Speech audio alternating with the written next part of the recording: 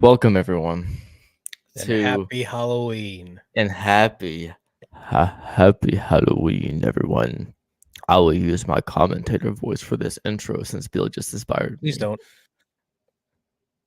I will use my commentator. I'm kidding. Hello, everyone. Welcome to Haunted Casket number 9. I wouldn't have known that if I hadn't have added the number to the title. Good evening, Kaylee Badesinger, Medusa herself at the soiree. How's it going, girl? What's How's up, it Kaylee? going? What's up, girl? That sounds weird if I say it weirdly. What's up, Kaylee? I don't know why I said it like that. What's up, Kaylee? How's it going, my dear friend? Bill. Oh, I guess I could finish off the intro for branding purposes. Welcome to Haunted Casket number 9, Halloween special. I am Trevor from Haunted Faith and VHF 82 Productions, found footage in the paranormal. We also have Bill Bryan, owner and co-owner of Empty Casket Paranormal and Empty Casket Talking Board Museum Paranormal. Sure, throw some more paranormal in there. Why not? But yeah, Stephen Komet, how's it going, brother? How's it going? Stephen gave me, I'm not sure if he told you. If he did, awesome. But Stephen and I were talking at the soiree, and he made me smile. Steven always makes everybody smile. Yes, but this time I didn't have to pay him.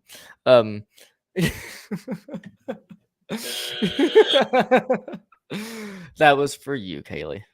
That was for you. Hello, Tanya. How's it going? Hey, sweetheart. Hello. My lovely fiance actually watching us for once. Actually watching. But Stephen Kometz came up to me at the soiree in the midst of talking, and he said, "Hey, have you seen Bill?" And I go, "Not in a minute." I assumed you were doing something with someone else over there, but and I go, "Wow, what's up?" And he goes, "Well, I just wanted to tell you and him that I love your haunted because I think he would say like Haunted Faith, because Haunted Casket. I love your podcast. It makes me smile every time. It's fucking awesome." Then I go, "Thanks, dude," because I'm very bad at taking compliments. I said, "Thanks, dude," and he goes, "No, I'm serious. Like whenever it's on, I don't miss it." And I'm like, "Thank you." Yeah, I think he's been on it. He's been in the chat for every show. So thank you, Yeah. Steven. You're awesome, dude. Steven, you're fucking amazing, my guy. Amazing. Icy Spirits, how's it going? What's up, Icy? What's up, Icy? Hello, friend. She was bored. Yeah, happens. She's at work. I get it. What does she do again? If you're okay with saying it on stream. She takes care of somebody just like Trevor. I remember you telling me that. She takes care of awesome people. Gotcha. I know what he's saying. Mentally missing some parts. You said it. I know it. What's up? The squirrel's in the house. Happy Halloween. Tell us something spooky. Oh, I am. By we have nothing but spooky tonight. By the title of this stream, we have local haunts and legend stories, and also story time. It looked like a murder. That's interesting. I can only say so much about that story without breaking TOS, but you'll understand what the hell I'm talking about very soon.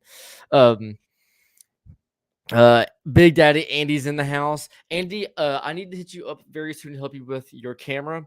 At the soiree, I got tipsy, and then I got sober, and then after that, vendors and people started asking me for help 2 hours in, so I was sidetracked. So I'm sorry about that. I need to help you with your camera. Trevor is not making this up. Love the show. And we love you, Steven. I would never make anything up. I can't lie.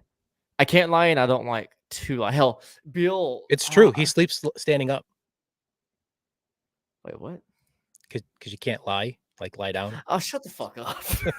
I was like, what the fuck does sleep standing up have to do with not lying? Lori Salerno, got your name right for the second podcast in a row. How's it going? I Great wanted job, Lori, on the radio show. Yes, I haven't seen it yet, but I heard what you were talking about it in the group chat. I need to watch it. Can you send me the video? Because it's buried deep at this point. Every other is a soiree from someone else. Can you send it to me, please? If not, okay. Amanda Lombardo, Trevor, hi. Yeah, fuck you, Bill. Hi, Amanda. Hi, Amanda. How's it going? So what was I gonna say? Oh yeah, so me and Bill, and I won't talk to. It was a short conversation, but speaking of, I don't like to lie about anything. If I don't know, I'll just tell you I don't know. Uh, Me and Bill, right after this story happened, I called him and we were chatting about how we're gonna tell the story, and he says, "Oh, you should make it sound like it was actually like murder actually happened, but then it didn't." And then I'm like, "I'll make it sound dramatic, but I can't lie." And he goes, "It's not lying." I'm like, "I know it's not technically lying, but like it just Well, that's what I was getting at, was make it yeah, dramatic before the yeah, big reveal. yeah." Yeah. So um, everyone's saying hi to each other. I love it. I love it. All right. So, are you guys ready for scary stories? I would say we're around the campfire, but I'm at my desk. Well, but before you tell your story, let me just kind of set the stage of how I first heard this story. Okay. Right? Trevor sends me a message like, "Hey, you available?" I'm like, "I'm about to dye Tanya's hair." He goes, "All right, cool. Call me. I got a story for you." I'm like, "Okay." So I call him, put him on speakerphone, and as I'm dyeing Tanya's hair, Trevor tells me this story, and there were moments where Tanya and I were just looking at each other like, "The fuck is going on here?" We had no idea where this was going, and we were not prepared. Okay. So I just want to make a few things clear. Um, She does. yes. I can't go over her house without working on something for her or her mother. I just want to make a few things clear. I will be substituting some words in for certain things. You'll understand here soon. And I did take a picture of what it was. For terms of service and legal reasons, I cannot show it on this stream. I will send it to you in Messenger. Hit me up if you want to after you hear this. I will send it to you. But I cannot visually show it on this stream or else at least our platforms will get banned, and I'm sure Gahana will get some fucking heat. So like, I'm not doing it. If you guys want the picture, DM me on Messenger, or if you have my number, fucking text me. But without further ado, okay, I won't be able to keep like a creepy like accent, but like okay, so I'll tell it in like my weird voice, my Rudge voice. No, so okay. I'm gonna tell every aspect of the story because we're probably gonna go on for a while, which is fine. So it all started with where my apartment is. I live right beside a laundromat, uh, like within a block. I could walk there in about 2 minutes. I drive there in about 10 seconds. So, Courtney, how's it going? How's it going, Courtney? Finally got to meet Courtney at the soiree. Amazing soul. I I don't know why I almost said father in crime. My partner in crime. Love you, Courtney. Damien, how's it going? What's up, Are you Damien? gonna click on the fucking comment, Bill? Yes. Damien, how's it going? How's it going? Love you, brother. So yeah, laundromat literally around the block. I do my laundry every week there. So I just put everything in the laundry or in the washer, and um, Washer takes about 30 minutes. Go home, which once again, 10 seconds back. And happy Halloween to you, Damien. Drive back, 29 minutes left to spare. I usually eat in that time. Excuse me. And so my timer, 30 minutes passes. I don't hear any sounds, and I don't hear any, and I don't see any lights outside. That'll make sense in a moment. Timer goes off. Throw on my Crocs. Throw on my night clothes. Walk outside. Parking lot's very small. It's a 4-apartment complex in like L shape. It's all one floor. I walk directly in, like into my apartment. The distance from my door to the end of the driveway, maybe 30 feet, maybe. Walk outside, and unintentionally blocking me off, parked between my car and the end of the driveway, is a sheriff, a county sheriff. Dun dun dun. Yeah, no Trevor's in lights trouble. on, no lights on, no sirens ever went off. Completely, it looked like a normal car. Got closer, I'm like, oh, what the hell? Okay, rolled down his window, and he said, "Sir, do you live here or are you just visiting?" And I go, I live here. And he goes, "Cool. You're not in trouble, but can you come and talk for just a second?" And I go, of course, sir." That's I not did ominous or anything. I did stutter whenever I talked to him, but yes. I said, "Of course, sir." Walked up, and he gets all like weirded out and solemn. I'm like, what the hell is happening? I feel like whatever I'm about to hear, I'm not supposed to fucking hear. And so he looks at me and goes, "Man," at this point he gets like casual talk. Like he doesn't say, "Sir, I'm in office." Like he starts like talking like I'm his best bro. He goes, "Man, I've been working for the sheriff, and I have been a sheriff cop for 28 years. I retire this December." I'm like, Congratulations, sir." And he goes, "It's not the point." And I go, "Okay." And he goes, "I thought I had seen everything. I thought I had.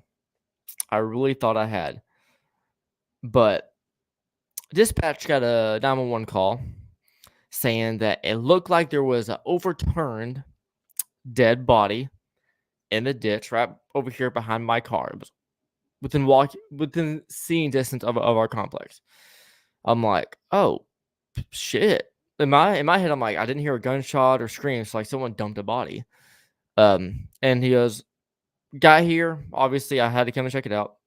Got here, looked at it, and I'll tell you the rest of the story here in just a second." That's what the cop told me. He goes, cop looks at me and goes, "I'll tell you the rest of the story in just a second. But have your phone ready. Open up that dumpster and look inside, but hold your breath." And I go, "How the fuck did we go from that to this?" And so I look at him and I actually say, "Sir, all due respect, what's happening?" And he looks at me and goes, "Do you trust me?" And I go, "Yes." And he goes, "Just do it, sir." And I go, "Okay. All right." Kind of put my shirt over my nose to hold my breath, had my phone ready for a picture, and then I lift open the dumpster, look inside, dark. It was like 8 o'clock at night, dark. Took a picture, looked at my picture. I won't say what it is just yet. And I go, and audibly from 10 feet away, I go, "What the actual fuck is that?" And the cop goes, "You see what I'm saying?" And I go, "Yeah." I then probably shouldn't have. I'm not sure if I told you this piece of the story.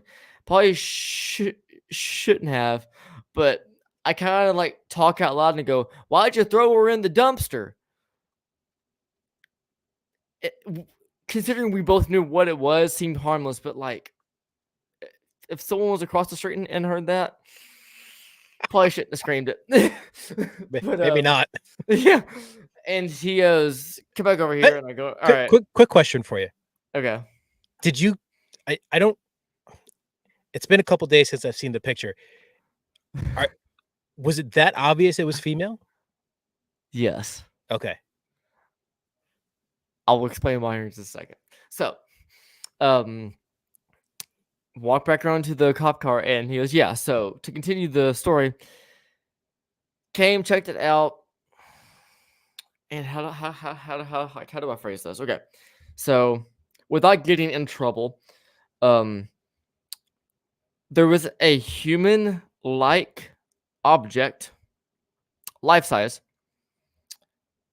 that was only from the belly button down, in a very promiscuous pose.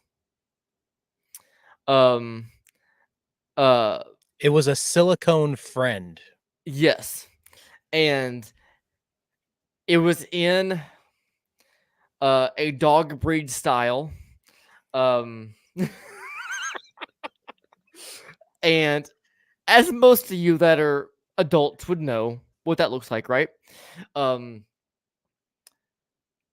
through the feet were large bolted screws going through and through on the feet, and it got ripped off of a rig. So at the end of those screws were pieces of wood that I assume was bolted onto something at some point. You know, because you don't want it to move around too much. Exactly. And so cop assessed it, got close, because once again, the belly part where it ended was face down. Face down, I guess that makes sense. Face down in the ditch. So you saw what looked to be the lower half of a body's just sticking up out of a ditch. So to a cop, only seeing the situation for like maybe 3 seconds, he thought the actual body was just dumped in the ditch. He got down, took out his baton. He said, then he pushed it away to like, he pushed it, nudged it, and to assess it, realized what it was.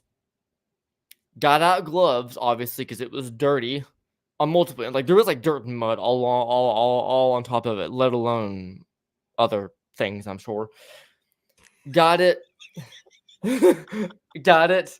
Threw it in the dumpster once you realized it wasn't a physical human being. And that's what I took a picture of. I meant to, but like I didn't know that's what I was taking a picture of.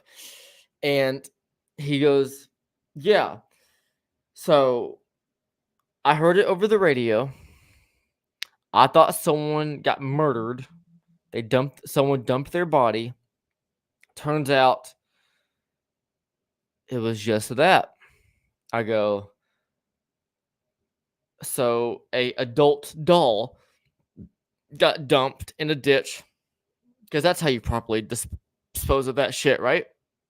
And then, Sure, I yeah. guess. So then that gets dumped in the ditch, goes in the dumpster. That's when I come in, and I'm like, and then I call my landlord, which is also a family friend. We talk all the time, and tell him, and he's dying laughing. And then right as the cop, then at this point, my stuff's in my washer's been done for about 10 minutes at this point.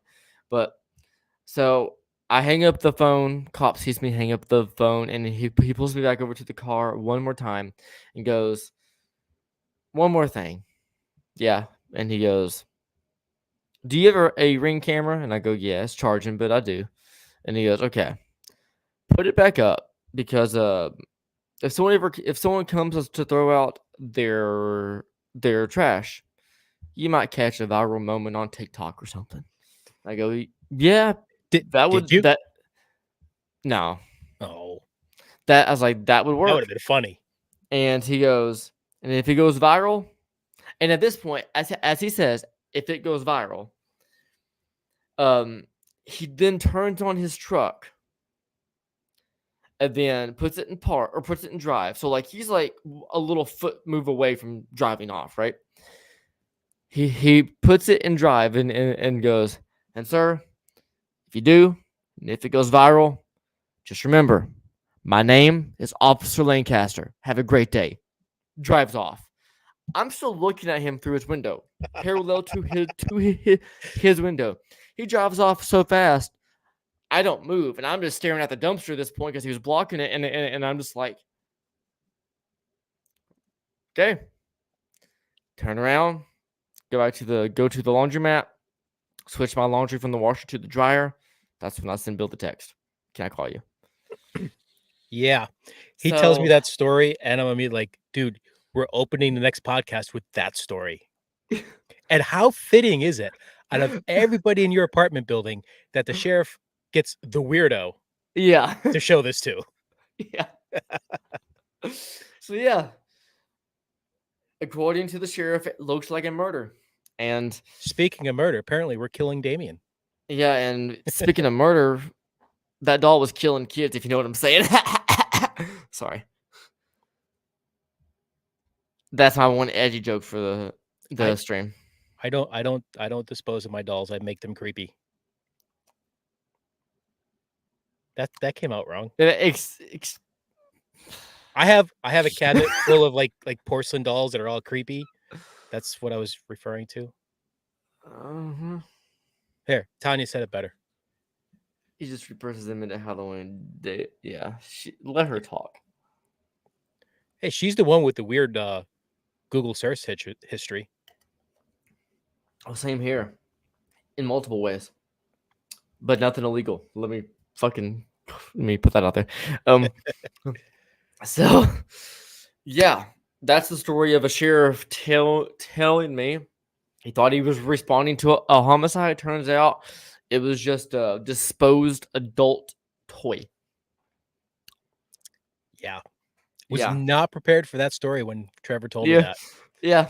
I was dying, trying not to mess up Tanya's hair as I was dyeing it for her. So yeah. Yeah, so Anybody everybody, have if you want to see the picture, send Trevor a DM and he'll show yeah. you. Yep. I send me a DM. Let me actually see if anybody has. Oh, Um Damien. Someone sent me a text. What the fuck is this? 2 Imagine if hours you took ago. it back to the station in the back of his car. Okay, no. If you want to see the picture of it, DM me. I will answer you back right now.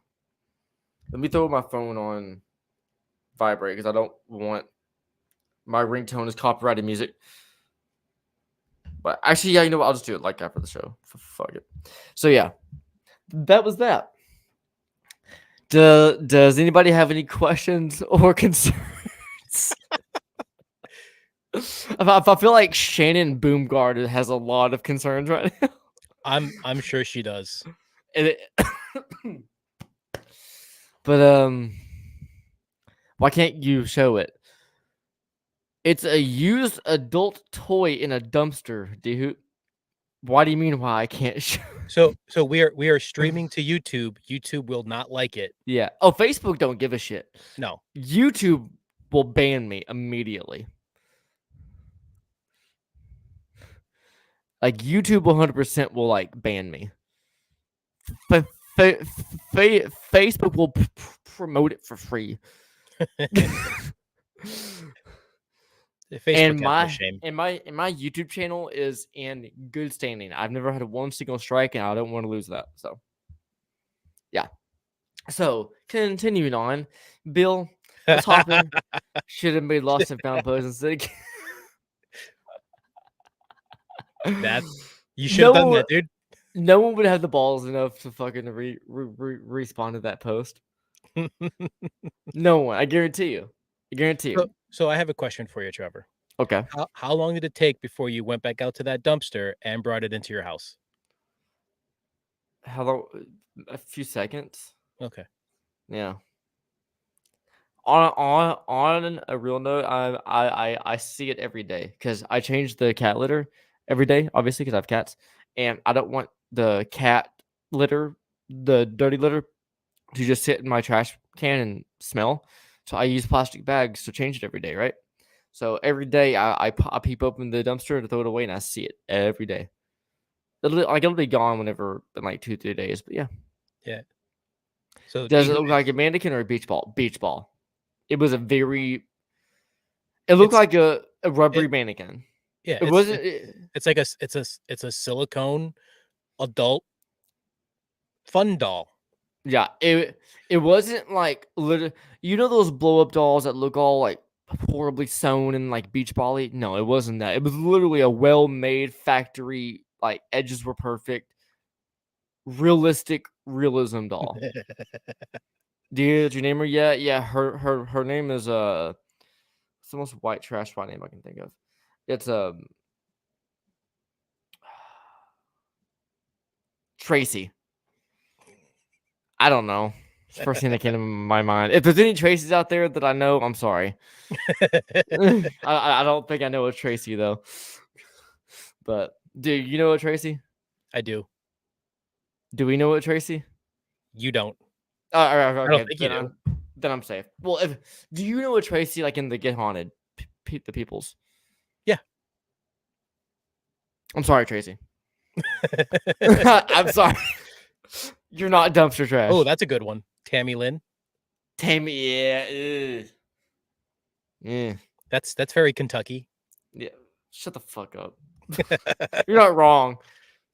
Now that you say that, I'm never talking to a Tammy Lynn in my life. Who authorizes this? Bill, actually, it was his idea. Actually, I think it was Tanya's idea. No, it might have been mine. But no, It was one of ours. It was definitely on my side. It was Tanya's. It was Tanya's. What's wrong with that? Dixie Sue. No, that's a redneck grandma. Tammy Lynn. See, Dixie is what. Well, no, I'm not going to tell that private info. Never mind. No, never mind. Ernie's Ernie rubbish bin got used by by. I think I know that story, but it's been a minute. Anyway, but yeah. Oh, fucking Tammy Lynn, man. Never fails to disappoint. Tinkerbell be a good name. Jesus Christ. Tanya's got a point. You're establishing a relationship with her. She needs a name. It was a one night stand. Oh, okay. Yeah. All right. So outside of that story, that's it. All questions can now be referred to my lawyer. We've gone back and forth a lot over the last 2 months over what are we going to do for our Halloween special. So what we decided on, since we're both in the Appalachian Mountains, but in very different parts of it, Trevor's down in Kentucky, I'm up in Pennsylvania. We thought, let's do some local folklore. So I'm going to start out with one that's the anniversary is actually coming up of what happened. So we're going to start with aliens. I got a couple lined up. Okay. Most are ghosts. This one is a UFO crash. So This happened in Carbondale, Pennsylvania, which is maybe a half hour, 40 minutes from me. It happened November 10th, 1974. So we're just a little over a week away from the 50th anniversary. In fact, they're having a big Carbondalian festival to commemorate the 50th anniversary of this story. So there is a small pond right outside of Carbondale. I've actually been to this pond. It's on state game lands right now, so I've actually hunted around it. But there was a bunch of teens up there back in 1974 doing what teens do in the middle of the night. A little bit of glug, glug, glug. And glug, glug, glug. Shut up. For audio only listeners, he was drinking. Yeah. Who listens to audio only of this show? A psychopath. Yeah. So the incident report came in at 1:30 a.m. and there was a sight of a large bright fireball above the pond that fell into the pond. And then the teens, they went up to the pond and they could see this thing down in the water glowing. Yeah, it's the Yankee side of the trails. Who watches this show with audio only? Blind people. Oh, Jesus. I love Damien. Sorry,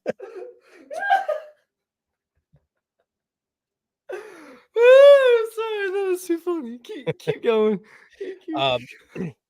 So they go to the cops. They're like, hey, something crashed into the pond.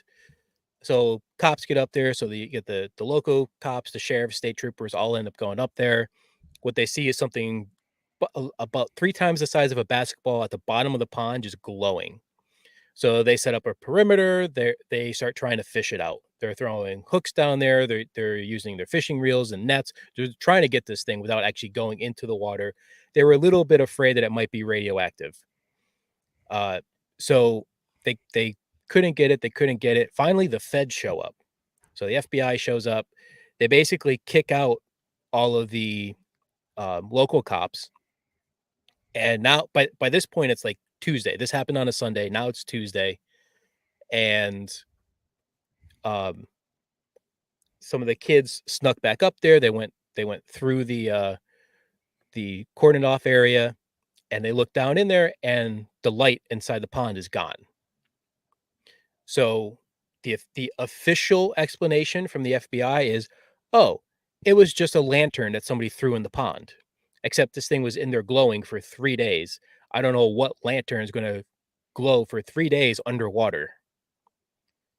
But the legend is that it was a UFO crash, similar to like Kecksburg or Roswell, and it Okay. happened right around here. And it's not very well known. Even people around here don't know it. In fact, I only first heard of the story maybe 3 years ago. I was listening Okay. to a UFO podcast, and they said, "Oh, the UFO crash in Pennsylvania," which I immediately thought Kecksburg, out near Pittsburgh. And then they mentioned Carbondale. I'm like, "The hell are you talking about?" So, I went and I looked through. I have this book of local legends and folklore, and sure enough, it's in there. And yeah, I've been to the lake or the pond. There's really nothing weird around the pond currently. It's just kind of up on top of a mountain in the middle of nowhere, surrounded by woods. Um, but 50-year anniversary is coming up in a few days. They're having a big festival for it, and I'm sure as hell going to be there. Hell yeah, dude. That's so. What's your theory on what it was? A UFO? I, I, so the three prevailing theories are: it was a UFO, it was something from Soviet Russia that got shot down, or a lantern. And most people who have looked into this will tell you straight off the bat, there's no way it can be a lantern. It was in the pond glowing for days. If it was a oil or a gas lantern, it would never have stayed lit underwater. And if it was battery powered, it would have shorted out and not lasted 2-3 days. Yeah. Yeah. So outside of people who just straight up, nope, it can't be anything weird. Nobody thinks that it's actually a lantern. Um, I don't know what it was. Could it have been something that was shot down? Sure, it could have been. Right. I like to think it was aliens because we do have a lot of UFO sightings in this area. And there was a huge UFO flap in the 1970s, lots of sightings around the 70s. So it could have been, but I don't know for sure. Gotcha. That is crazy though. Yeah, there's no way hell it could have been battery powered, and Mm-mm. most lanterns are either powered by fire itself or batteries. So Yep. no way in hell it's a lantern. I just it's my No, American and friend here though. and even if they had it, waterproofed and whatnot, we're talking the 1970s. Those batteries didn't Yeah, last long.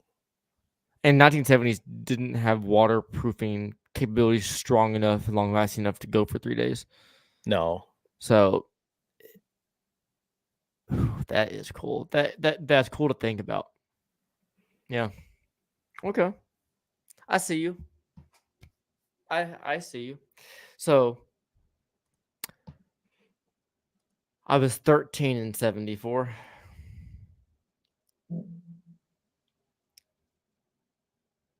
The fuck? All right, hold up. What? Do you, so Damien just sent us a couple pictures of a UFO that he took a picture of. Oh. Yeah, we need to show these. Holy shit. All right, give me one sec. I'm not sure if you have permission to share anything. Uh so here, let me uh talk for a little bit. Okay. Way to put me on the spot. I know. Tell someone some I'm not gonna show that one because it shows other pictures in your camera, including a text. So I don't feel comfortable with showing those. Has anyone taken a dirt sample? I don't know. Maybe. Um, I know there's been a few different like local researchers who have done some research up there, who have gone up there with Geiger counters and whatnot. I've not seen their results published anywhere. Not that I could find anyway. I'm kind of hoping that at this festival, somebody has some more information, somebody, who has done some more research.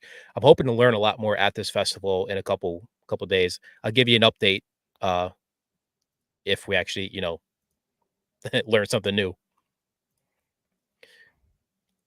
all right. So cancel. Let me bring up this. We gotta show one at a time, I'm pretty sure, which is fine. Mhm. Share screen, window, Yeah, share. there's a lot of UFO sightings around nuclear power plants, and we do have a nuclear power plant not too far from here. So that is one thing that he sent us. Yeah, that's freaking weird. The thing that really like draws my attention, it looks like there's a point on top of it. Yeah. And then here is the other one. Let me quickly switch over. Hide that. Present. I can only do one share at a time. All good. Share screen, window, share. Then let me. So from a distance, Yeah, it's that's just what a he. spot in the sky. Yeah, you zoom in That on that. That's yeah. that's wicked.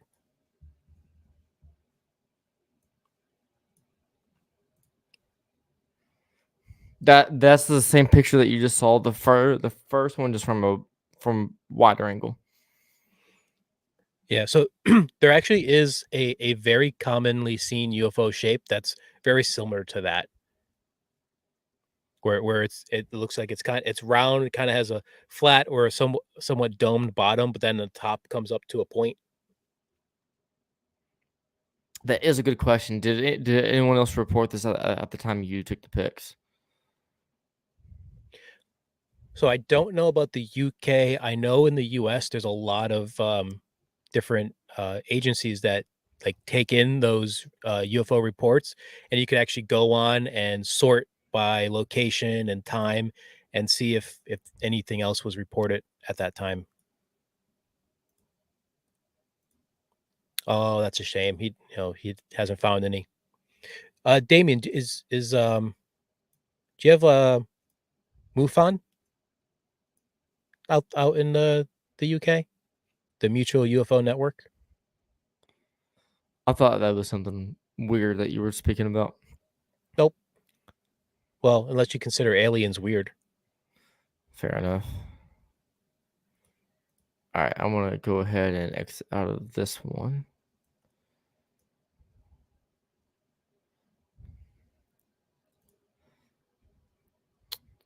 But yeah. So that is crazy though. Mhm. That yeah. So am I next, or was there more to that? Nope, that's pretty much Okay, that story. Hopefully I can give a, update in a couple weeks if I learn something from the festival. gotcha. So as far as my turn for a story, I'll go ahead and tell the story of Della Barnes. So Della Barnes, let me. I should have did this earlier, but fuck it. So I can airdrop them. It'll be fine. So Della Barnes is the largest local haunt in my area that I live in now, in Paducah, Kentucky. I don't care if I share that; it's public knowledge. Um, me airdrop that over to my Mac, and then airdrop this over. So Della Barnes is a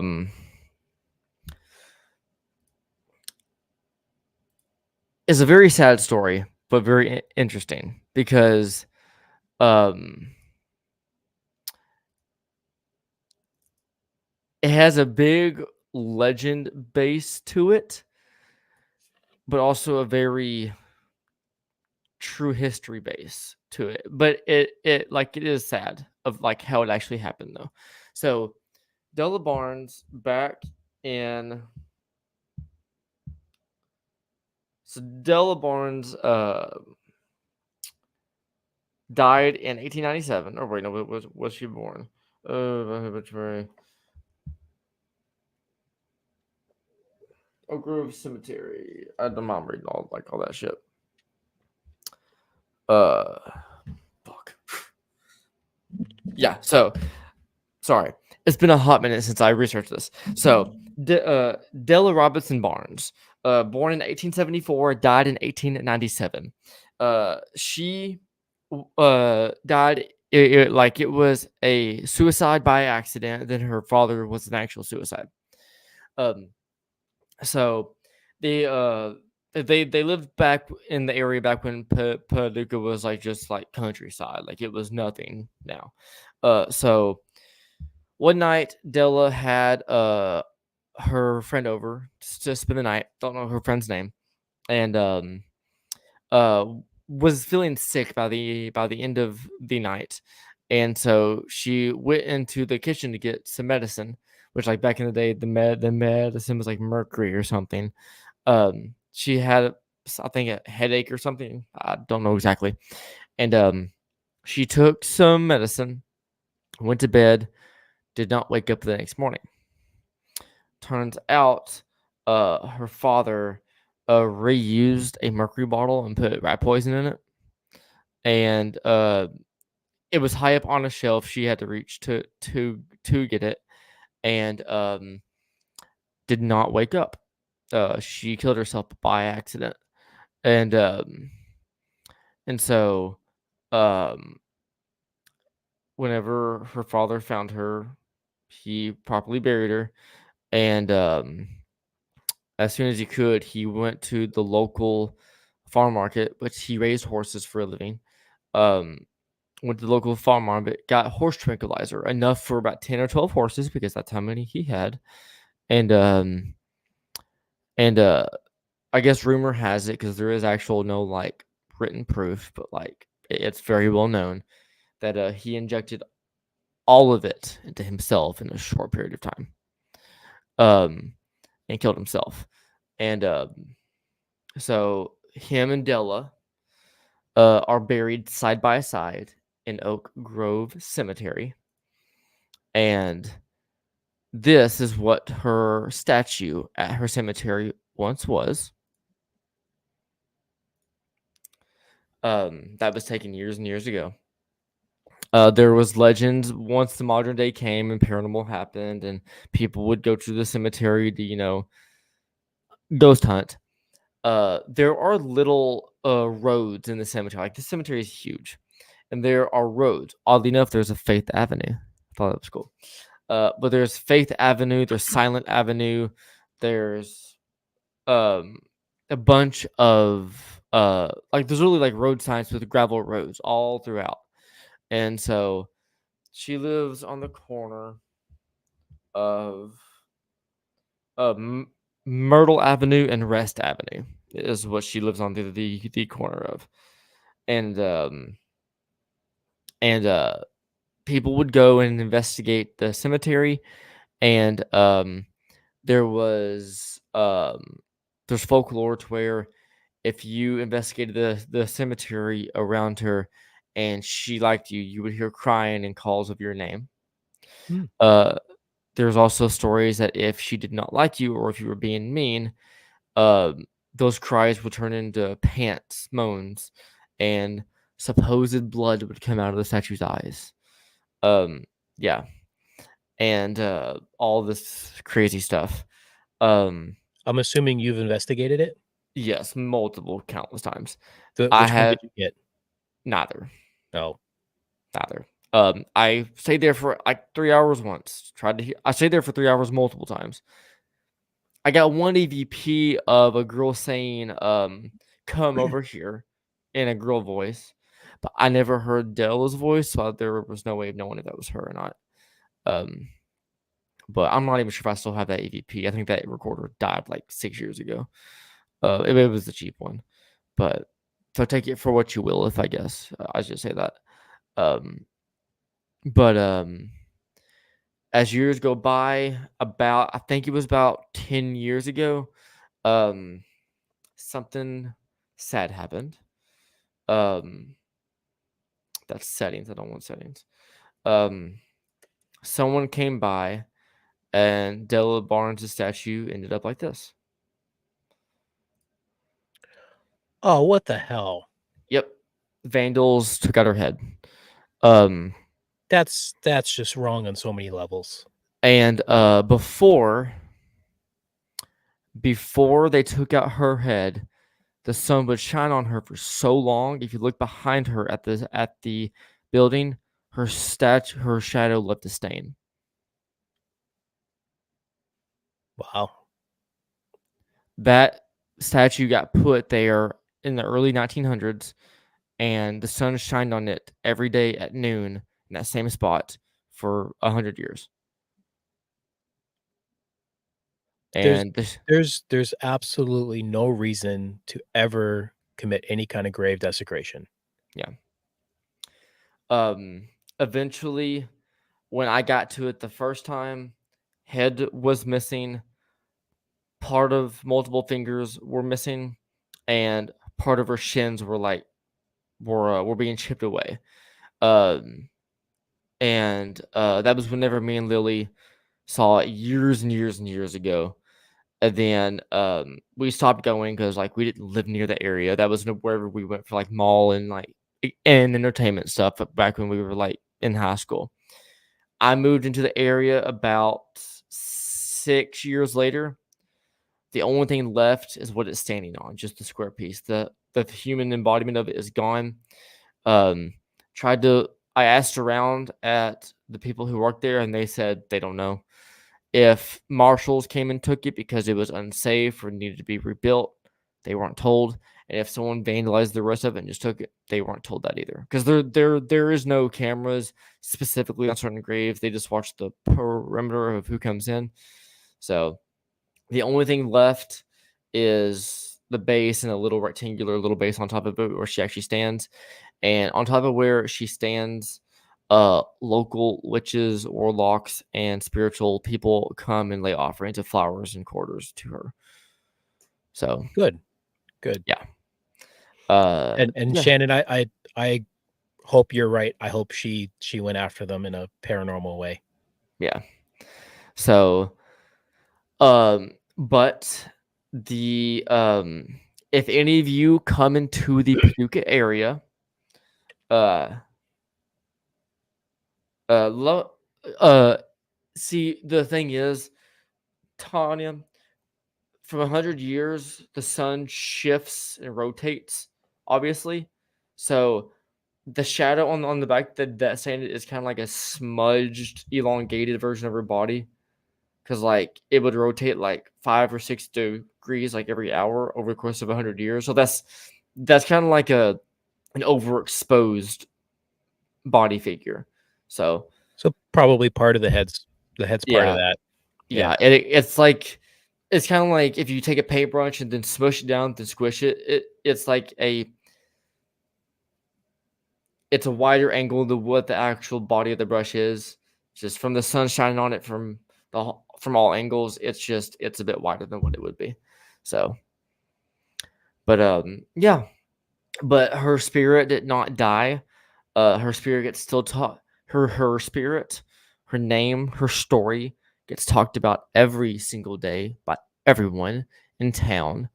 Only reason I know that is because our town is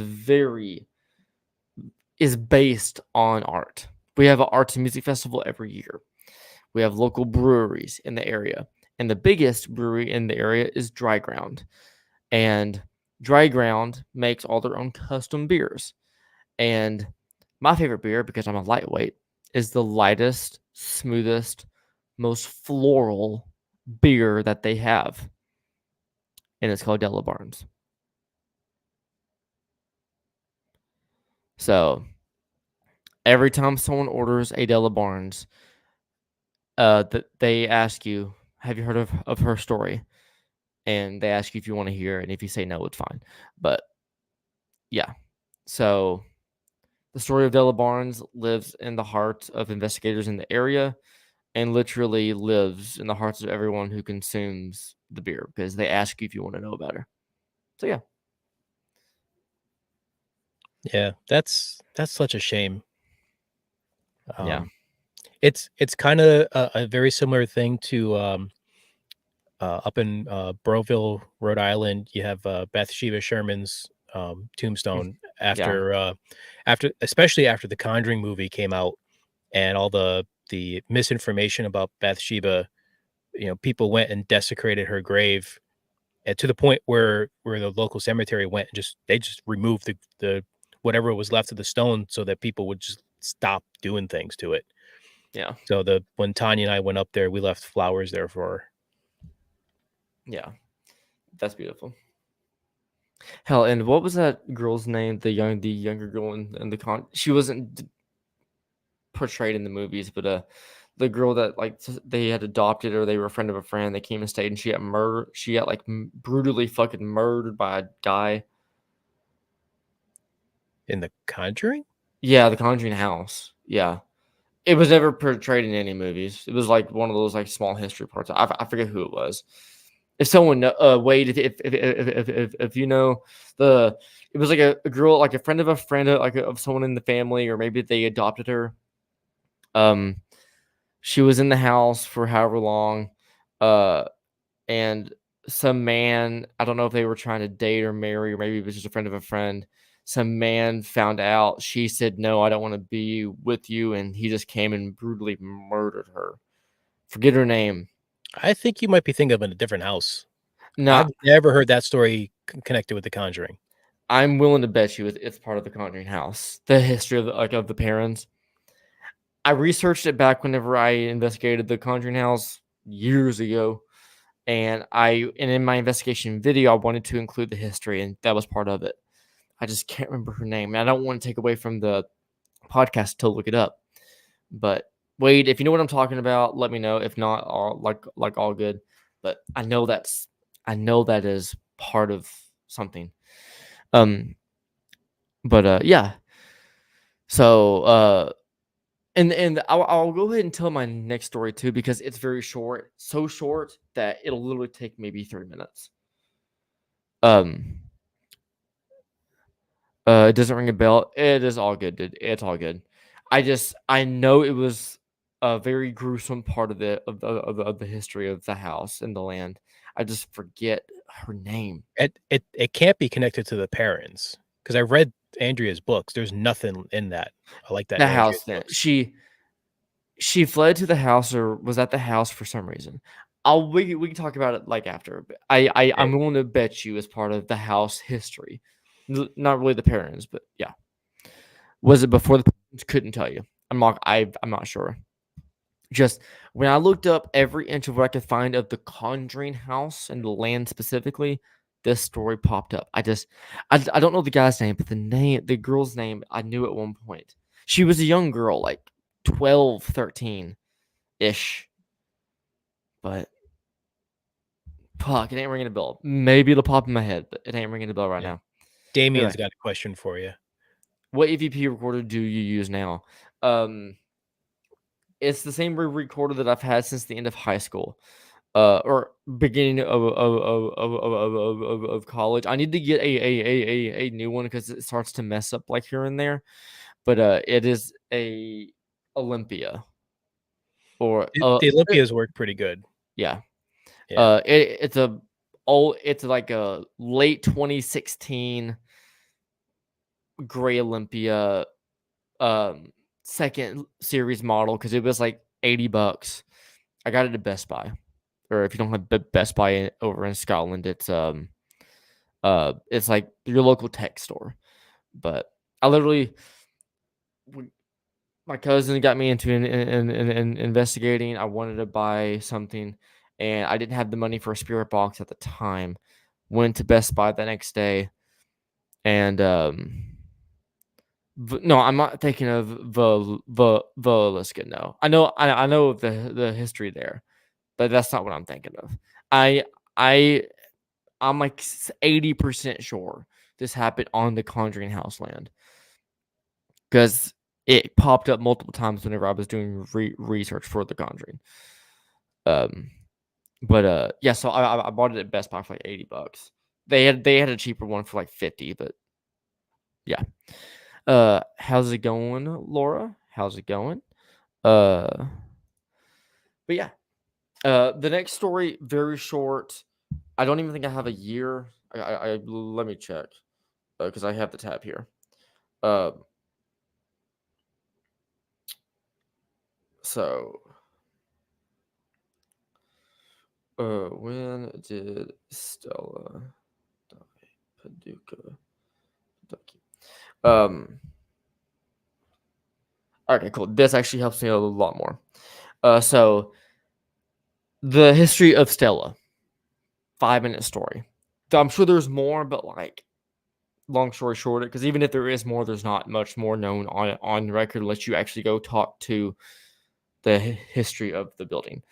Um, but Stella, in the area downtown, there is a old building called the C.C. Cohen Building. It used to be it used to be a lot of things: hotel, bar. It was just a very rich man in the area owned a big building downtown and spent all the money that he could. As far as I know, he was a nice man. But yeah, had a daughter named Stella. Um and um Stella was on the second floor of the CC Cohen building at the time, going to the bathroom.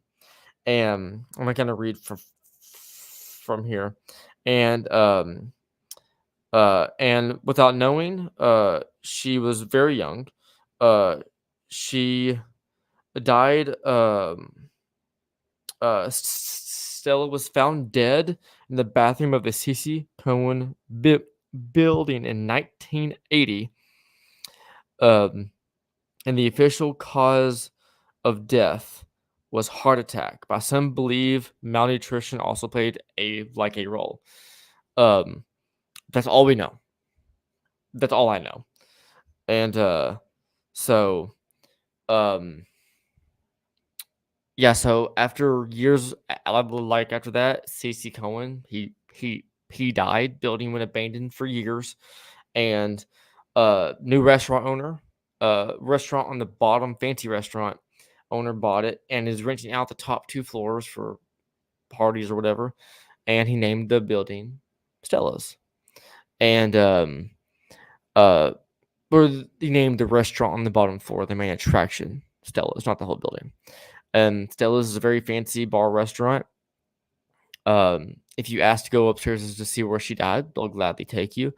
Uh, Oddly enough, I had a family member that's related to me and Lily. She had a wedding party there, and I actually got to go up and see that bathroom. It is renovated to high heaven, fancy as fuck. No recognition or no sign of haunted happenings there at all. Um, but yeah, that's the short story of Stella. Hmm. Died randomly when she was young. They renamed her after the bar, and you can see where she died if you want to. That's it. No, no beers named after her. No nothing. Just a restaurant, and they don't say anything about it unless you ask. So Have that's it. have you been there? Yes, I've never ate at the restaurant, but at the wedding party, I got to go in. I got to go in the exact stall in which she died. It Oh, was cold. It was, like yeah, it was. They keep that place cold, so like I couldn't feel anything weird. But like I'm like, hey, this is where she died. Cool, and took a selfie of me in the bathroom, just for when the party ended. I look back at that selfie. I'm like, I just took a picture in a fucking fancy bathroom. I'm deleting this shit. There's no fucking there's no fucking way. It didn't look creepy at all. It just looked like I took a random selfie in the middle of a bathroom. It looked yeah, very weird. that's very white girl of you. Yeah, and I'm like, I I'll have that memory of doing it I'm not gonna show. If I show anybody this, it's not gonna be like, look at this haunted place. It's gonna be, look at this fucking tile floor, you know. So, but I have one more story to tell a Pilot Snob, but it is longer, so you can go next. All right. So my next story is probably one of the bigger pieces of folklore in my area. This is the Suskin Screamer. That's what she said. Sorry. I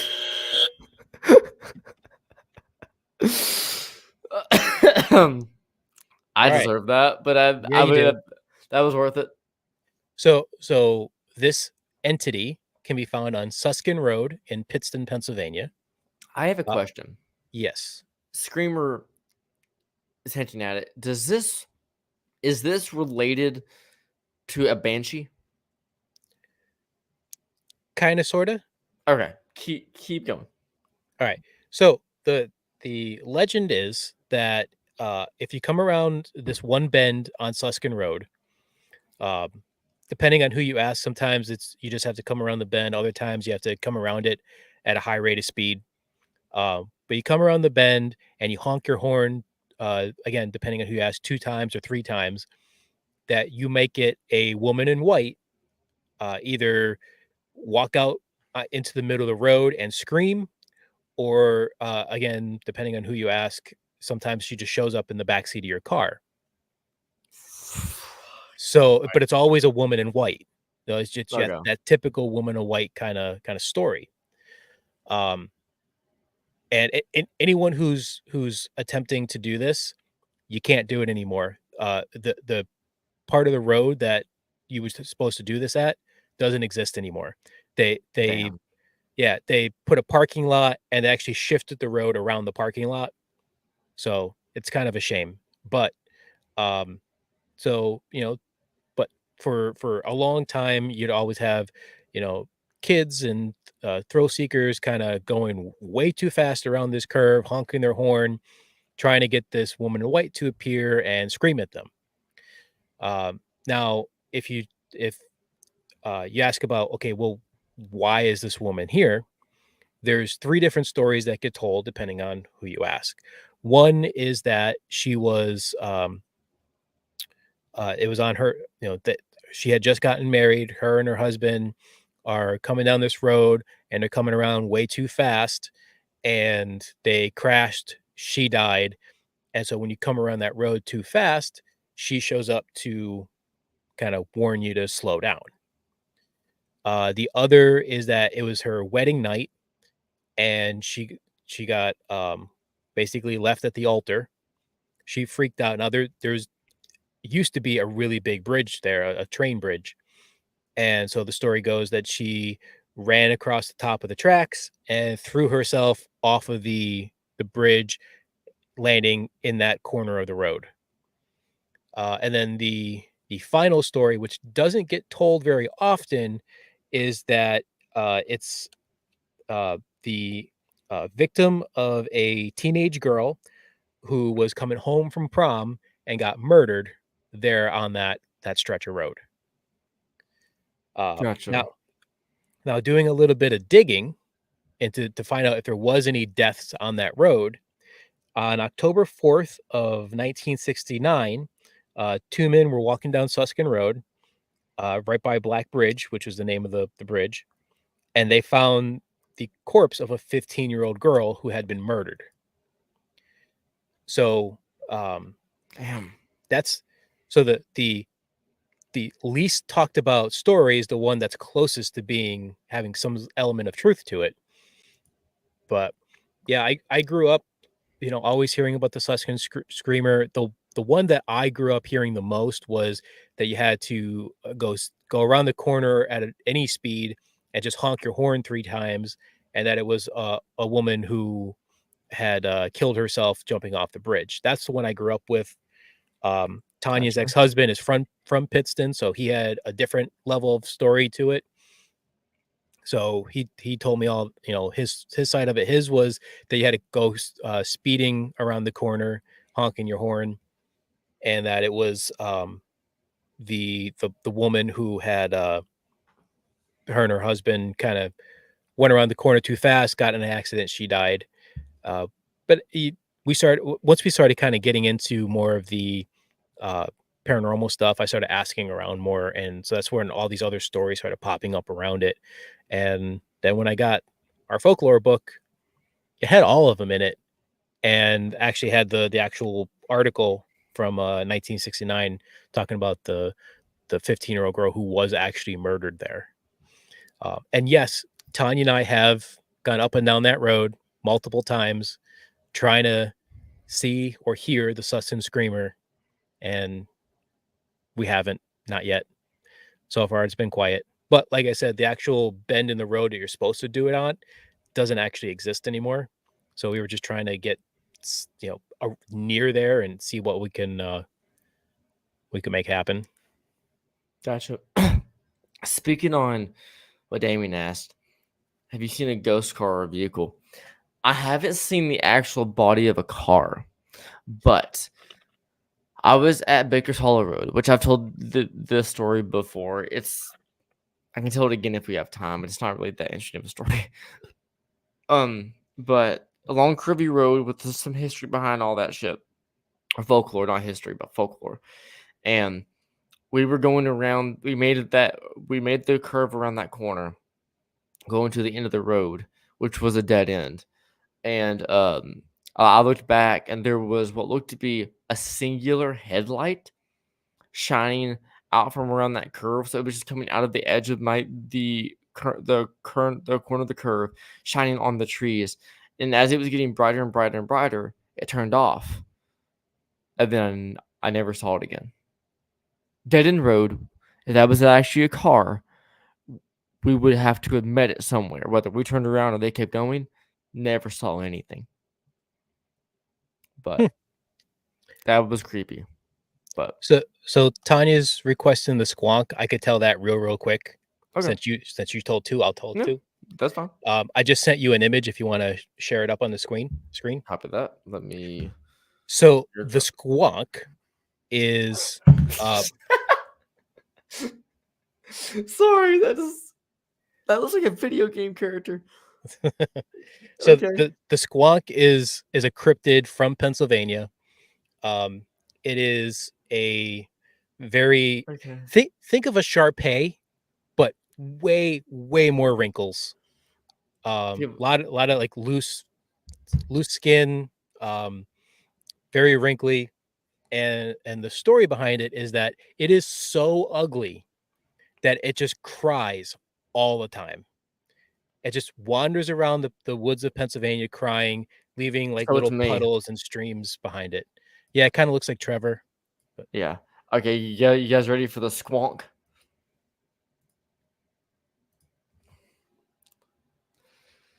that That's a is that is squonk. that is one rendition of the squonk. Um, I think it's Tanya pretty actually cute. has. She doesn't have this rendition of it, but she has a squonk tattooed on her leg, along with Eh, Fresno Nightcrawlers and Mothman. I think that's pretty cute, to be honest with you. It is. And it's a shame that people make it feel so bad about itself. It just cries constantly. It's a bald haggis. I don't know what the fuck a bald haggis is. Well, I know what haggis is.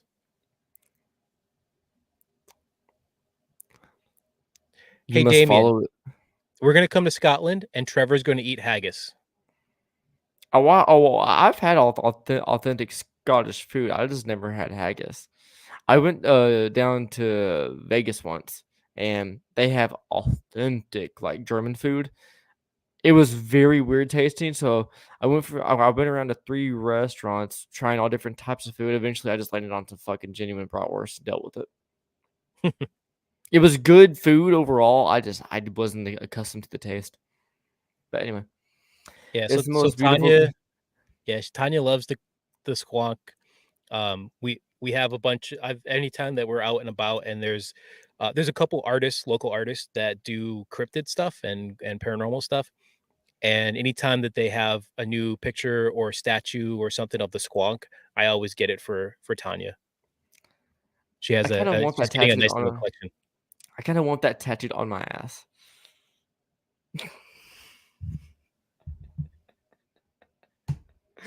Okay. I don't know what to do with that statement. I didn't want that tattooed somewhere. Like, that's oddly cute, and the fact that it's crying makes me love it even more. So the one that Tanya has tattooed is actually a really cute version of it. It's got a little bow tie on it, and Aw. yeah, it's a pretty good one. Squonk. Yep, yep, If I that's our ever Pennsylvania cryptid. if I ever get a dog, I'm naming him Squonk. You're my little Squonk. That's so beautiful, though. I love that. That's not that's fucking beautiful. I love it. That was really weird. I guess you're new here. Yeah, weird is kind of what we do, Yeah, especially Trevor. I'm a lot. I say a lot weirder shit off stream. Not like uncomfortable weird. Like I'm not gonna. Sometimes Sometimes I've controlled it. you're better than you used to be. I'll tell you that. Yeah, like caffeine's a bitch, but like caffeine just made me say anything anytime. Now it's like I know when to properly say it. I read the room before I say shit. But I'm genuinely weird all the time. But like I won't Here, say like here's the problem with Trevor reading the room. He can't read, so he needs to do like braille. So he just comes up and starts touching people. I'm a hugger. Okay, I'm a hugger, and so like, and by read the room, I won't like if people are laughing or crying or serious, and if there's one person in the room I don't know well, I'll be calm. I'll be civil. But if I know everyone in the room, I'll go off what the emotions are. And then after that, I'm random as fuck. I'm gonna tell one really quick Trevor story that's really funny that happened this weekend. So I don't Um. know if everyone notices, but Trevor's got a new tattoo on his arm.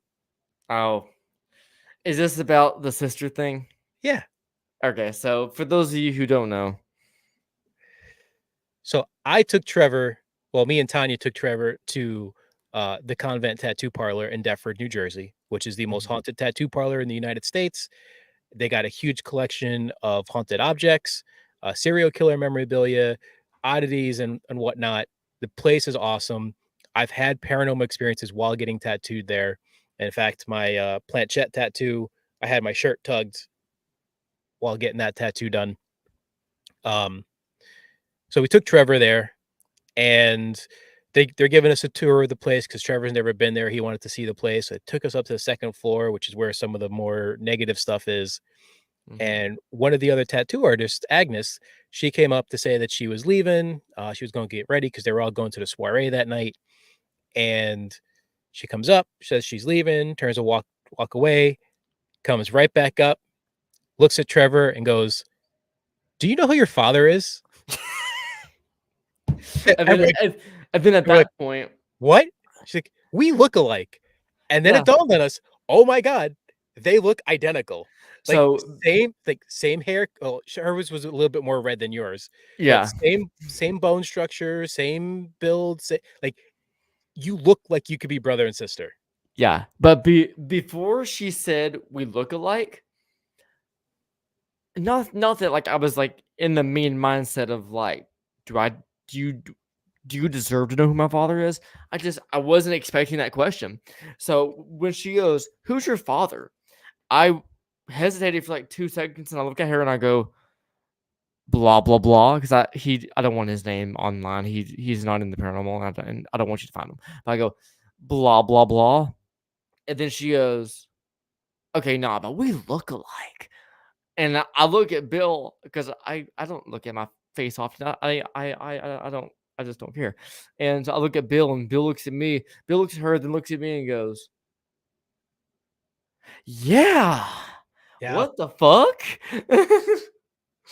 So that's all. Because like I said hi whenever I walked in because she was talking to some other guy about a tattoo, and so I did like the pleasantry. Hi, how are you? Good. How about you? Cool. Good. Walk off. That happened. Soiree comes. She comes to the soiree. Who was older? Me. Oh, oh yeah, me. definitely Trevor. Yeah, she was. Agnes, I think, is like 22, if I remember correctly. Yeah, she's. Let's just say she just turned. She's able to drink as like like as of a year ago. I'm almost 30. I'm about to be 28 soon. So yeah, but hell, I even made. I don't mind to say it because it wasn't in a weird sense, but like I even at the soiree. Oh no, This like at the shop when Sophie walked down to go do some business, I look at Tanya and then I said didn't expect Agnes to say all that, but she is a cool girl.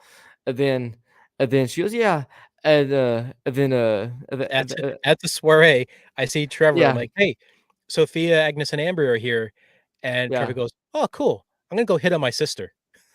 okay yeah yeah I fucking said it, and so get over He's from there, Kentucky. It's acceptable there. and so I thought Agnes and who's the other girl? Amber. Amber.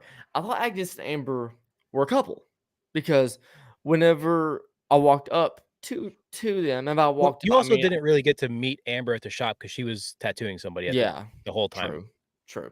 I walked up to her, not just to her, but like it was me, Bill, Tanya, Sophie, Amber, Agnes, and someone on my right. I forget who it was, and and I walk up and don't mention to her that the sister joke.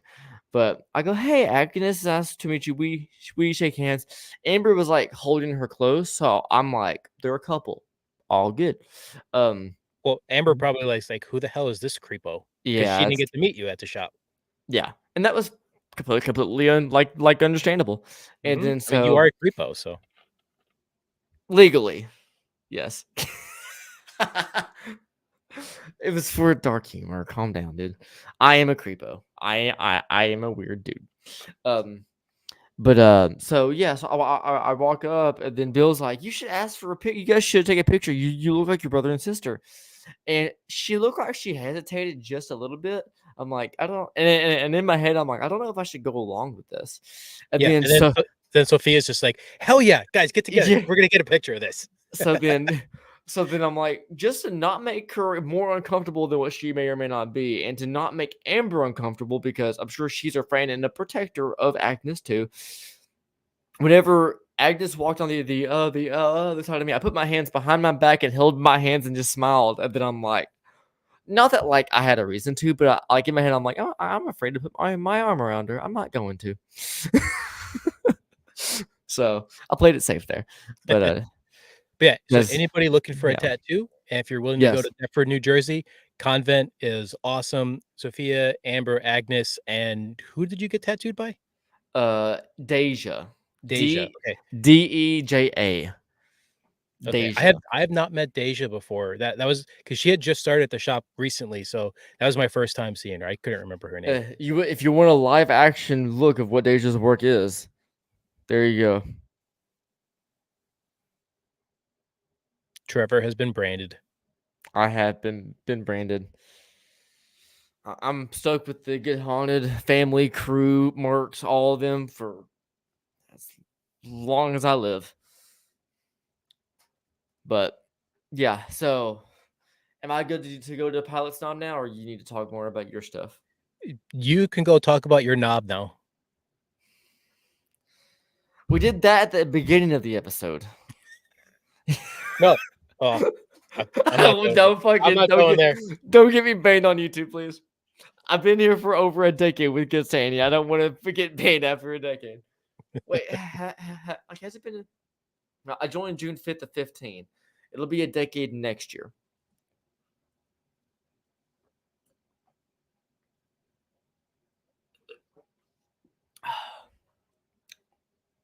Spirit Halloween. Not sponsored, but go buy the shit. Anyway, um, um, yeah. So Spirit Halloween. Fuck no. So Talking about your knob. Let's go. my pilot snob. I'm kidding. So pilot snob cemetery. So a lot of history there. Let me pull up my notes because I still have my notes from when I made this years ago, like August 10th of 2024. Oh, this was the last time that I edited it. Shit. I wish it still had the original date of which it was made because I made this on my first MacBook back in like 2013. Anyway, so Pilot Snob, um, Witch's Grave. It's known for a Witch's Grave, the Watcher, and the mother and the father of Mary Evelyn Ford, and demons that supposedly roam the fucking land. So, give me a second to. I have this picture here. I just need to pull it up. It's hidden behind there. All the other pictures we pulled up. Um.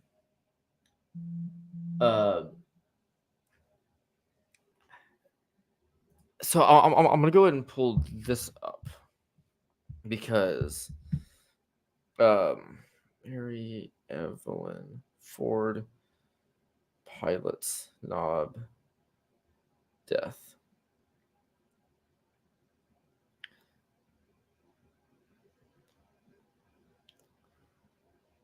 I wish it would tell me the exact date. All right, there she is. Okay, cool. So, the birth, she was like 9 or 10, so she was around the same year. So, yeah, sorry about that, guys. So, okay, so Pilot Snob, witch girl, father and mother, watcher, demons in the area. I can't say much about the demons in the area except one quick story, but. Quickly, is there a cryptid that you won't hunt? I never hunted cryptid, so Bill. I won't hunt a cryptid at Well, all. there you have it. Well, I mean, okay, hold up. I will go out looking for any cryptid, but I will not go hunting to kill one. But I will go looking for anyone.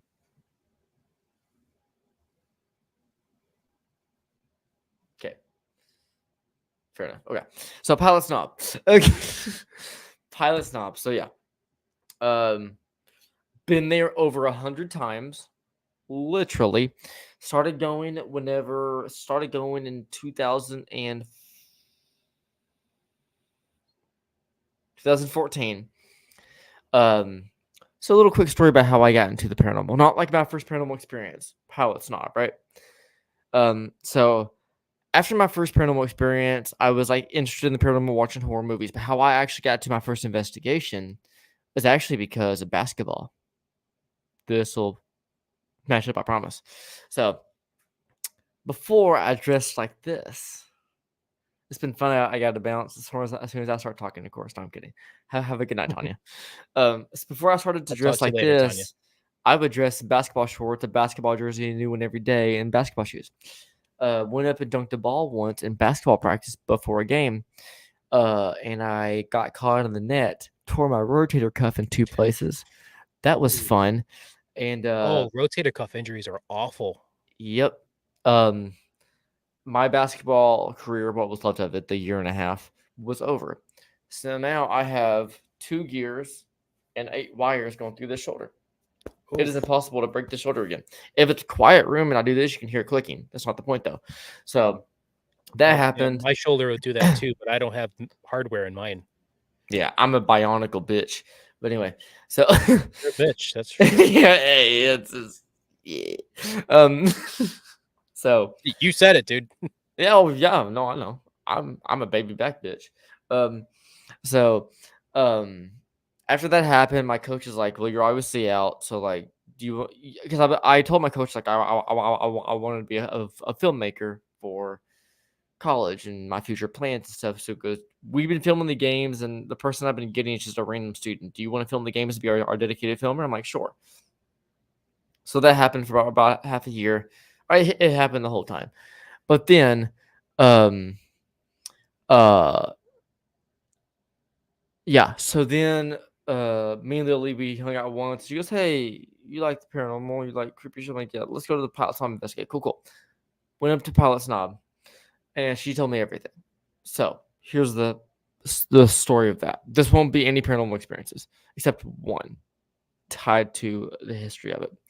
So, Pilot Snob, the story of Mary Evelyn Ford's the most popular one. She died in she died on May 31st, 1915.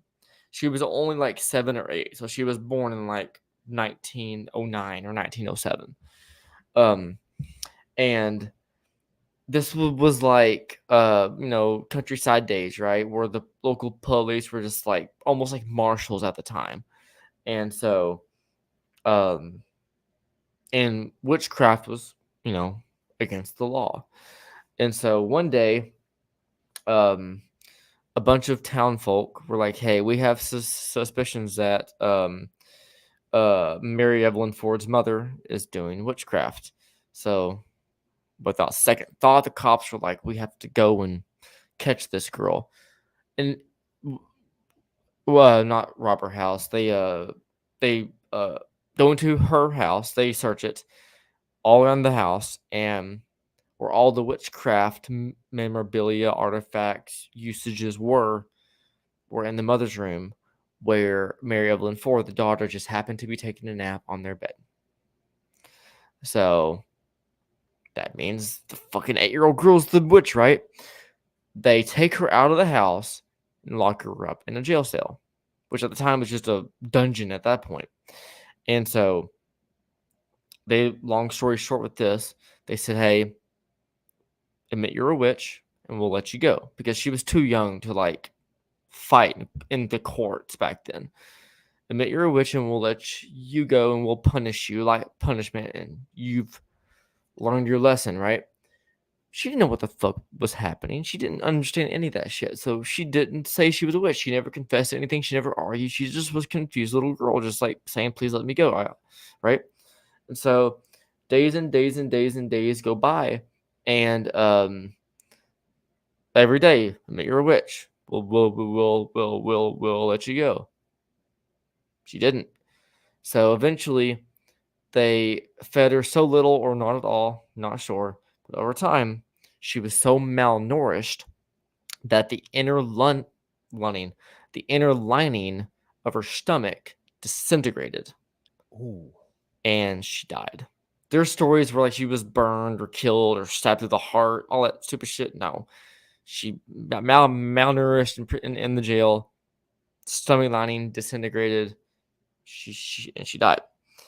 So now her mother, which is the actual practicer, her mother and her father are buried side by side in a normal grave, and right beside them is Mary Evelyn Ford, the quote unquote witch, that is buried in a concrete coffin, casket, buried 8 feet deep underground, with 4 feet of concrete on top, and no, sorry, 6 feet underground, 4 feet of concrete on top, 2 feet of dirt on top.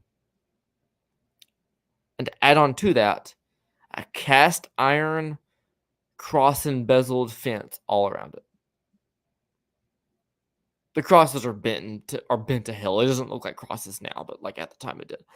But yeah, a concrete casket with concrete on top, dirt on top, with the cast iron fence all around it. So other than the fence, I'm pretty sure that's the same way that H.H. Holmes is buried. 6 feet Really, down with 4 feet of concrete on top of him. that's and H.H. Holmes is who? Sorry. So he gets the moniker of America's first serial killer. He Oh, wasn't the okay, first serial killer, but gotcha. he's the first known serial killer. For some reason, I thought Holmes was one of the guys who took credit for the Ouija board. I don't know why I thought that. That's William Fuld. Full. I don't know why I pieced those two together. I couldn't tell you, but gotcha. Was that just like the way to just witches and killers just back then just got that treatment, I guess. Yeah. But It's less to stop them from coming back, more to stop people from like grave robbing and going in there and trying to dig them up for whatever reason. gotcha. Fair enough. But yeah, so that's the story of Mary Evelyn Ford. Supposedly, if you reach into her grave, she'll like touch your hand, try to pull you in. Um, If you ask permission to hop into her grave, you can. I have multiple times got yes, yes, please, go ahead. Funny laughs all the time, and I hopped her. I've hopped in her grave, laid down, and sat crisscross applesauce multiple times. Felt weird a lot of times. Never got any tugs or anything. Um. And if well, you can see them. These flowers here are from her grave. Oh. Back in 2018, um, me and Lily, our first ever long investigation, equipment, everything, 6 hours long. We went to Pilot's Knob, set up, and one of the most active nights there. I don't remember everything that happened, but one of our most active nights there. Um, we had the spirit box out, and we were asking a bunch of stuff, and we were getting like class A responses about like a little girl age died, what did she like to do, what was her favorite thing to eat, um favorite animal. And then eventually I said to Lily, I don't have a haunted object. She goes, do you want one? I'm like, yeah. She goes, same here. No, like no intentions of taking the flowers, but um as soon as we were having a conversation to me and Lily about that, um, we got the word "please" come through the spirit box, and I'm like, "Please what?" Nothing else really came through, and we're like, "Okay." So then we pieced it together about 10 minutes later, or roughly some minutes later, and Lily like, "What if she was saying please to like please to a haunted object? Like, I wonder if she wants us to take something." I'm like, "I don't know." So then I'm like, I'm not doing that without permission. And she goes, well, of course. I'm like, okay, cool, cool, cool. Make sure we were on the same page there. Mhm. And I'm like, Mary, if you don't mind me asking, because at the time she had those flowers, a teddy bear, a couple of race cars. People would offer her a lot of shit. Like she had like a toy box of shit in her graveyard or in her gravesite. And I'm like, Mary, am I allowed to take an object from your grave? Don't hear anything. So I ask again, and I get a little child laughter, like fun laughter. I'm like, "Is that a yes?" We get a yes. I go, "Okay, cool." And then at the end of the night, um, um, we ask a lot. What do you want me to take? We start pointing at stuff. We never get any answers. And um, and this night, dead silent. No wind, no nothing. Fucking cold, but no wind, no nothing. So eventually, I'm like, I'm gonna take something. She gave me permission to take something, but I want to know what she wants me to take. So eventually, that night, um, uh, I'm like I'm like within like arm's length away from like looking at everything, hovering over their grave with the spirit box, asking all like over and over, should I take the car? Should I take the flowers? Should I take the teddy bear? Should I take this? Should I take that? And then eventually I'm like ran out of things to name.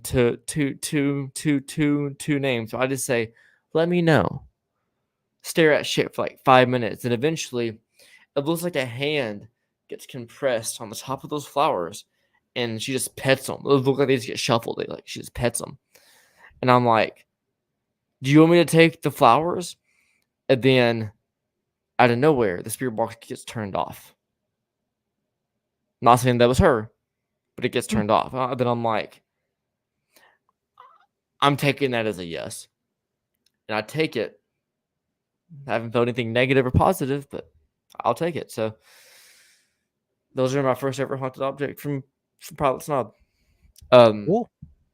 and other than that, I'm not gonna speak on the demons part. It's a demonic cemetery, is what it's known as. But the Watcher. The Watcher is a very, at face value, a very scary spirit, but very, very kind. The Watcher is a Robert E. Fowler, a huge gravestone at the cemetery, old man that died. And me and Lily, from what we can gather, we think he's just an old man that just wants attention. He wants to be seen. So he appears in the corner of your eye or sometimes in plain sight as just a dark shadow at the corner of the cemetery, any corner. Never charges you, never talks. It's just stands there.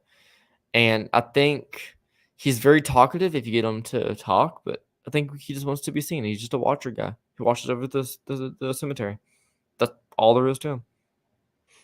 Yeah, I think a lot of what people think are demons are just, either cranky or just want attention, or, Yeah. they're more, maybe they're a little bit more aggressive than what the person wants. So they're like, "Oh my god, it's a demon." It's like, "No. No, sorry, Zach Baggins, but not everything's a demon." Yeah. Then this time you brought him up. Yeah, I know. But so yeah, that's Della Barnes, Stella, Pilot Snob. That's all that I have. I got one more that we can cover quick. No, yeah. Go right ahead. All right. So this is going to follow in with weird names. It is the Bagunk. Bagunk. Uh Bagunk. Bagunk. Yep.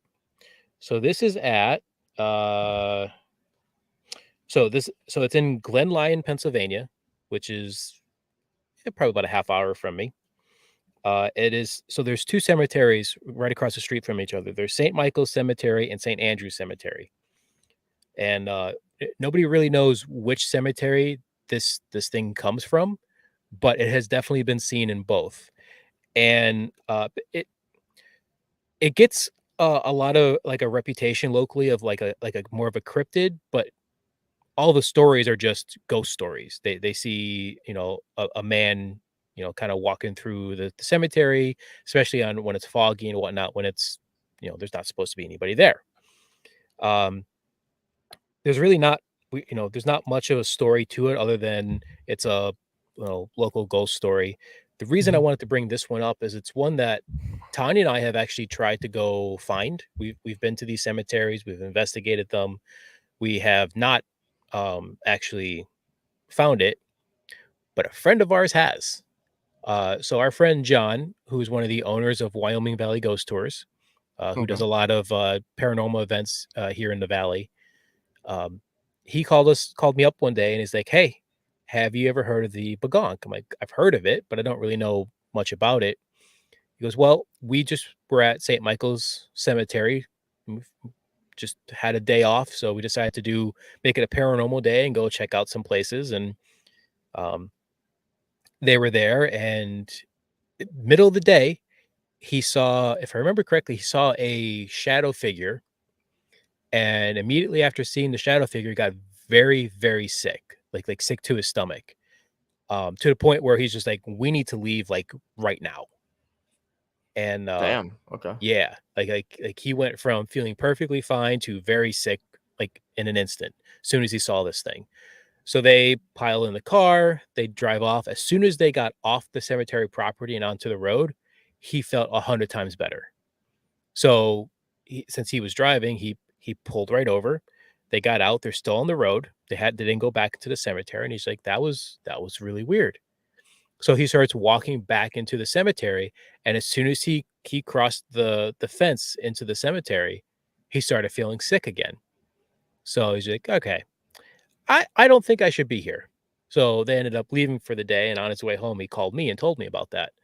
So naturally, Tanya and I are like, well, hey, let's go see if we could find the Bagunk.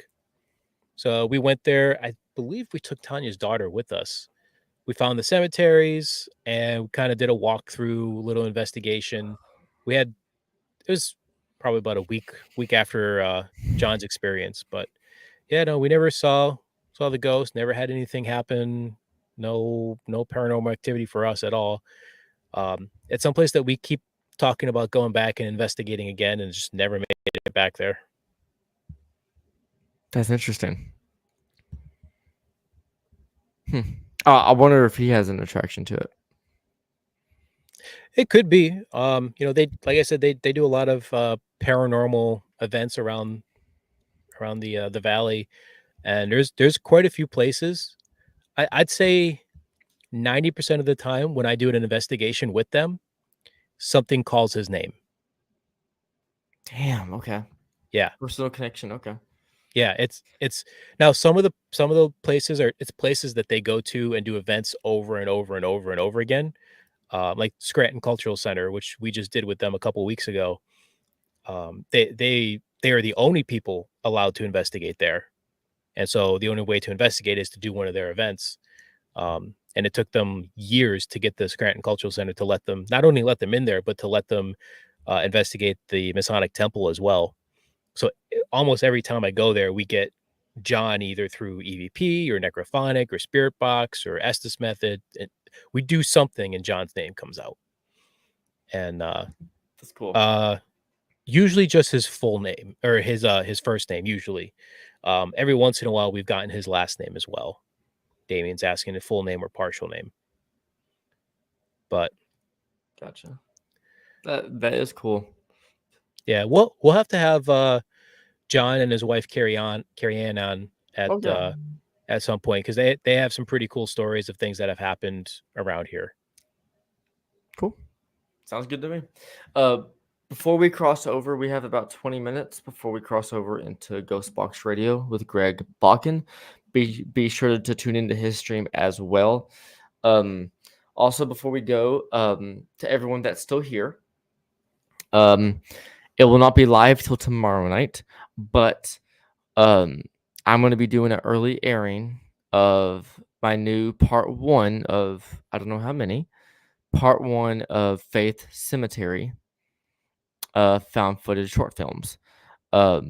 So it's 4 minutes long. So I'm gonna go ahead and throw that up. We can watch that and talk about it after, and then in the stream. Okay. Sound good? Sounds good. Let's see Cool. what you got. Share screen, window. Actually, shit. I need to pull it up first. I forget how this shit works half the time. So it's not like you're a professional or anything. I've been doing this for years.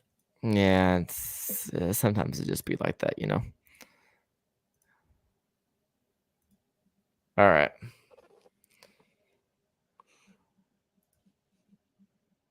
Are you ready, everyone?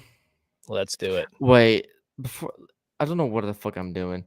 I'm sharing screen. I forgot that sharing screen is like 90% of it, but I'd rather do a video file.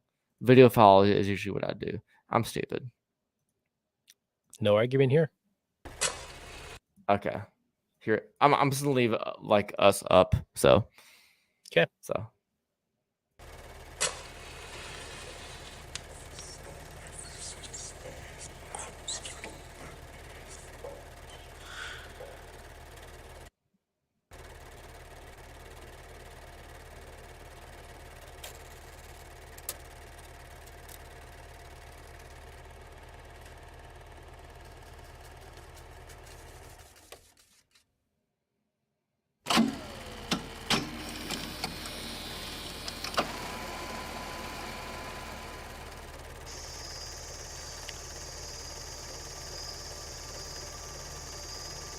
Faith Cemetery. If it wasn't for this cemetery right here, I probably would have never been in the paranormal field. I was standing right over there and was looking right there, and I saw an apparition come from out behind that tree and get absorbed to that grave right there. It can easily be said that if it wasn't for that experience, you wouldn't be seeing this video.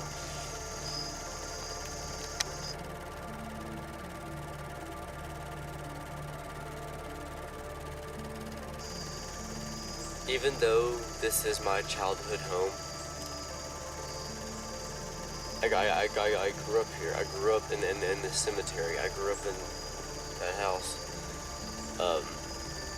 Even though I grew up here, every time I specifically get into this cemetery,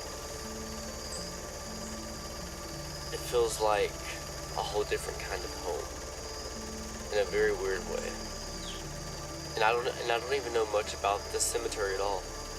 can't find any research on it. All I could ever do was just ask my grandpa, and he said, best he can guess is that it's Civil War era. All but one of the gravestones are unmarked. There's 7 stones in the cemetery, only one is marked. And all I could gather is that they're Civil War soldiers.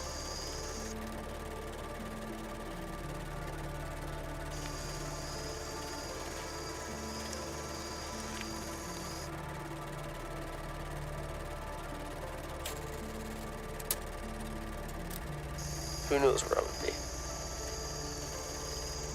But I'm glad I'm here. I'm glad Faith Cemetery brought me here. I'll never forget my first spirit box session in this cemetery.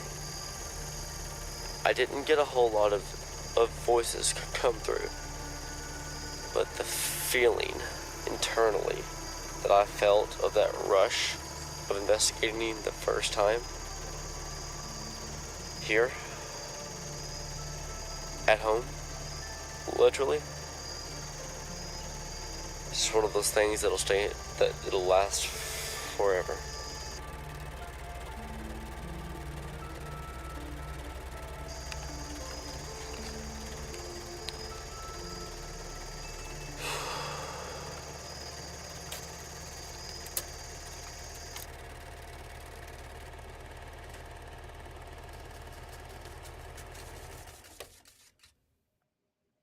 There you have it.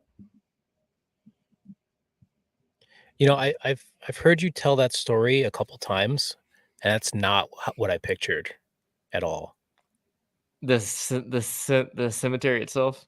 Yeah, Yeah. yeah. I always pictured it like further away from the house and kind of in the woods. Oh no, it's literally 10 feet away from where we pull our car into our driveway. Yeah. Wow. Yeah. I played basketball on the basketball goal for 20 years, 20 feet away from Wow. it. Yeah. Yep. No, that's really cool, dude. Thank you. That'll be live on YouTube tomorrow at 9 p.m. EST. So Halloween night, motherfuckers. So no record of yeah. So the last time I attempted research was back whenever we had dial-up internet. So like I literally had to tell my mom to get off the phone so I could do some research. And the closest that we came to finding it or finding information on it was my dad actually had to help me. We actually had to look up the not the will. What's the legal document of like ownage of the house called? The deed. Deed. Yes, we had to look up the deed like of the house because back in the day, I'm not sure if you still have to have this done, but back whenever you buy a house and you buy a larger plot of land outside of the confines of the house itself, like if you buy more than just the acre around the house, right? If you want to buy lots of acreage, you got to have septic checked for like wires and legal stuff and research on the property to see if like there's any bad soil, if you want to garden, all that shit, right? Mm-hmm. And so the only research that was done on that cemetery was whenever we looked up the specific area, there was only history of the one stone that was marked. And that was a guy with the last name of Ramage, and he was just died on family property relatively near here, and was said to be buried near family. So we're guessing that his family served in the war. So we found history on one gravestone that was within the others. So if he was buried near his mom or dad that served in the war, we can only assume that the rest of them served in the war as well, because they're side by side with literal just stones thrown on the ground with no etchings, no nothing. Well, even if it's not, if they didn't serve in the war, it could have just been a family plot. Yeah, True. That's family plot or Civil War. I mean, you literally know it as much as I do. Yeah. So, but yeah, this was a good episode. Mm-hmm. Yeah, we definitely need to do an episode that is just UFO stuff. You'll, unless we do history, do research, you'll be the main runner of that episode because I don't know, other than my first experience of a UFO hating my ass, if you remember me telling that story, Mm-hmm. other than that and like general fucking knowledge about like what UFOs at face value are, that's all I know. So you'll be like the main lead coordinator on that shit. So You know what, that actually might be a really good idea, because then we can go into it with me having a big background in UFO, you having little background, and so you get to ask a lot of questions that other people might be having, and we could kind of have Sure. that dialogue back and forth. Sounds good to me. Sounds good to me. But- On that note, guys, we're going to end it here because we're 10 minutes away from Ghost Box. And if we talk anymore, we will go on rants and we will go past Ghost Box. Oh, we So- never go on tangents. So let's go ahead and pop out these things. Check out so check out my YouTube if you're watching it on there. Cool. If you're watching it on Facebook, check out Haunted Faith. I mix the paranormal and found footage in a cool way.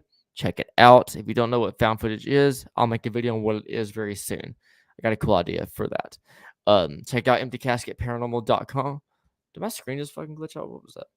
Yeah, it glitched on my side too. That was weird. Check out emptycasketparanormal.com. It's Bill Bryan here. He does creepy things with wires. He makes ghost hunting equipment and all the other stuff. Empty Casket Talking Board Museum.com. He not only makes creepy shit with wires, he does creepy shit with Ouija boards, talking boards, the history, showing you all that. He makes random things into Ouija boards. He can also teach you how not to be afraid of cardboard. So just a little teaser about a Ouija board that I Okay. just ordered the wood to be able to make this. Wood. It Sorry. is I wish I had this before the soiree, but unfortunately that didn't happen. But I am getting some of the teak decking from the USS New Jersey to make Ouija boards out of. Oh shit. Yep. Hell yeah, dude. Yep. Just paid for it today. So hopefully in about a week or so I have that, and I'll start making those boards. It would have been great to have one for the soiree and Yeah. and like auction it off, but I only just found out that they were selling it today. That's dope, dude. That's really cool. Then other than that, check out gethaunted.com, paranormal community, networking events, podcast program, merch, extremeticketing.com. If it's paranormal and it's a service and it's community based, we have it for you, for all of you to enjoy, for all you to collaborate on and love. Join in on it. It's fun. It's cool. And it's all about you. I don't know why I did that. Don't ask. Ghosted Ghosted Magazine. Check out Ghosted Magazine. Their 1-year anniversary just came out, or relatively just came out. Check them out. They're cool people. They're awesome people. Mike is badass. Mike is a badass. April is a queen and a badass. And Castro may be a queen. I might get punched for that, but I'll go with it. You might get shot for that. Michael's a king. That's better. Oh, yeah. And so was Rob and Sarah, king, queen. Anyway. And other than that, Ghostbox Radio with Greg Balkin, is up next. I'm pretty sure he is having let me double check. It's just right here. Yes, he is having Refined Divine on next. One question readings live, psychic medium. Those are always good whenever I pop in. So other than that, thank you, Damien. Thank you, Steven. Thank you, Laura. Thank you, everyone, for tuning in. I don't know what in context that was for. Thank you, Tanya. Thank you, Shannon. Thank you, everyone, for watching and saying hi. D-Hoot, everyone. Thank you all. And other than that, I am Trevor from Haunted Faith. We also have Bill from Empty Casket. Take care. Happy fucking Halloween. Have Happy a Halloween. Blessed Samhain for those who celebrate it. yes. And specifically for tonight, I hope you have the creepiest, most horrific night ever. And for one podcast and one podcast alone, I hope you don't sleep safe.